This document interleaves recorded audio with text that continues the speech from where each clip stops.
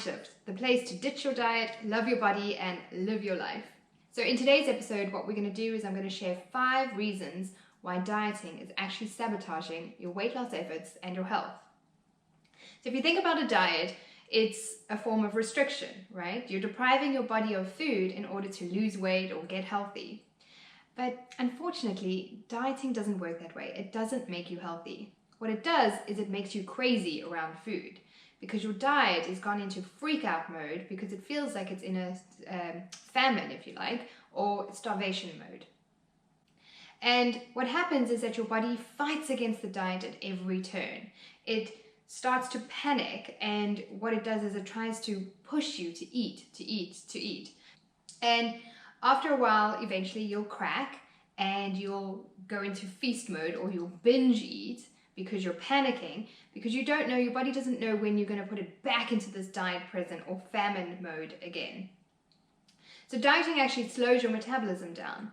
As I've said, your body goes into panic, starvation mode. And so what it does is it tries to conserve as much energy as possible because it knows it's not getting as many calories. It's very smart, your body.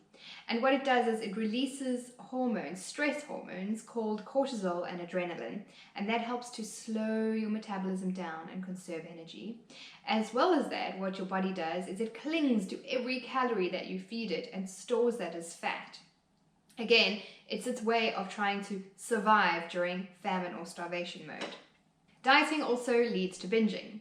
So if you skip meals or you eat less than your body actually needs, your brain starts to freak out and it sends neurotransmitters to stimulate your appetite. Again, it's trying to get you to survive. So what it's doing is it's telling your body to eat something. And the longer you are stubborn and don't eat or eat very little, the more these signals ramp up and ramp up and ramp up.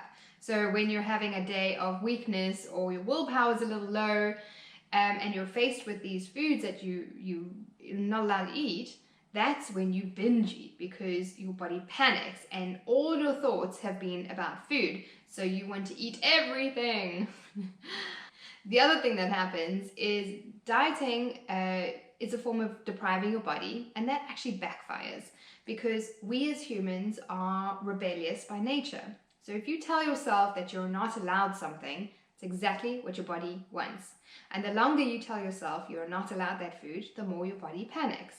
And because it feels deprived. And so when you're faced with these foods, again, that's when you can kind of break down and eat your forbidden foods. But you don't just have 1 or 2, you tend to overeat. You'll have the whole bag of cookies rather than just the one. And that's your body's way of trying to protect itself, because it knows that tomorrow I can't have these foods anymore, so I'm going to eat as much as I can right now. Again, it's trying to prepare itself for that starvation mode that you're going to put yourself in when you go back into your diet prison. We also become more obsessed with food. So your body makes you think about food more. And if you think about, if you've been on a diet before, how many times you think about food during the day? Your next meal, what are you going to have? What recipes are you collecting? Your Instagram feed, has it got more food porn on it? You talk about dieting and food more. And that is your brain's way of trying to get you to eat, right? It's trying to bring food to the forefront of your brain. But what it does is it takes up so much brain space and so much energy, because all your thoughts are consumed about food, and it leaves very little energy or brain space for doing other things in your life. And then finally, what usually happens is when you fall off a diet, you put the weight back on, and usually a little bit more weight. And research shows that 95% of people who go on a diet will fall off it, put the weight back on, plus more in 1 to 2 years. So if you're beating yourself up because you keep falling off a diet, don't. 95% of people do that. They fall off a diet. Diets are just not sustainable. And what usually happens is, because you've put your body through all the stress and the starvation and panic, it's a combination of your body slowed down its metabolism, it's clinging onto every calorie and storing it as fat, you're thinking about food more, you're more inclined to binges when you're faced with your forbidden foods.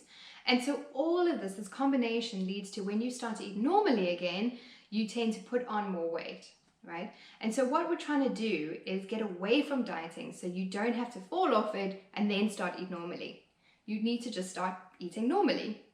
And so how do you do that? Well, first of all, stop listening to the diet. Your body can tell you what it wants, what it needs, and when it needs it, not a diet. We're all unique, and every day is different. And so a generic diet can't prescribe to you what your body needs on any particular day. That's up to your body and you to listen to it. So step one, get rid of the diet and start to listen and trust your body. And what you're listening for are your hunger cues. What do you feel like? What are you craving? When are you full? And as you start to tap into how you're feeling and when you're hungry and all your body cues, that's when your body will start to normalize and it'll go, okay, I'm not going to panic anymore because I don't have to be on this scary diet that's starvation mode. Now, you can grab my free guide, How to Break Free from Your Dieting Hell, and that'll walk you through how to start doing this. Start to tap into your body and listen to your body cues. The link will be down below in the description, so click on it, download it, do the work, and let me know how you get on. Send me a message on my Facebook or Instagram feed.